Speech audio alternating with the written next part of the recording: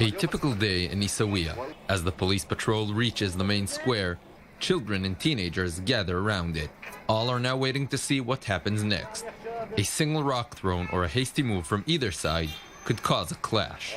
Isawiya is a Palestinian village considered a neighborhood of eastern Jerusalem. Police forces started to enter it regularly back in May, after local youngsters attacked officers with rocks and petrol bombs. Violent riots quickly erupted. True. We live under occupation, but we cannot accept this situation. It's like they occupied the villages again. We are under occupation for 52 years, but this feels like they conquered the village once more. Since clashes begun, dozens have been injured and 2 killed. Local residents complain the police use excessive force. We have many injured people and over 550 were arrested. At the end of the day, only 20 or 30 were accused in court. That goes to show the occupation is just looking to fight with kids. Isawiya residents claim that even when there are no clashes, police still harass them.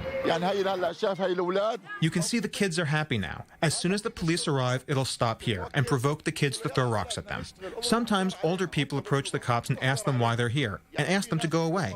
The cops say they'll enter any place they want. The police, however, see things differently. Our police officers respond specifically to the level of violence that takes place. Our units only use non-lethal weapons inside the village. When petrol bombs are thrown from the village just behind me to the major #1 road which links Ma'ale Adumim, the Dead Sea, and Jerusalem, and when petrol bombs are thrown at the vehicles on the road, our units will respond by only using non-lethal weapons and make arrests. Rosenfeld says that in most cases, police entering the village cannot be the reason for the clashes, since they usually have a reason for being here.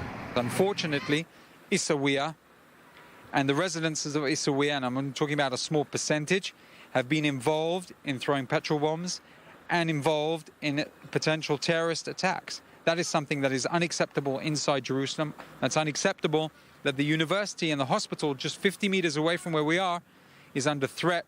If they have this kind of footage of attacks on the hospital or on the road to Ma'ale Adumim, let us see it. Our residents don't attack the hospital.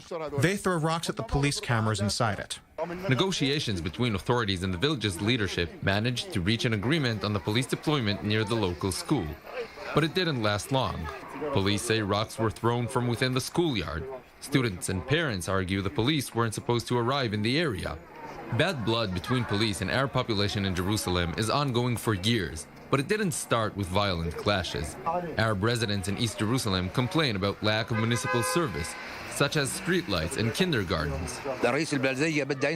A mayor who wants to succeed should stay away from racism. He cannot treat Jews, Muslims, or Christians differently. We pay all taxes. It is our right to get municipal services. While both sides prepare for further friction, some wait for better, calmer times, hoping that future conflicts with local authorities will be solved in the City Hall discussion room and not on the street.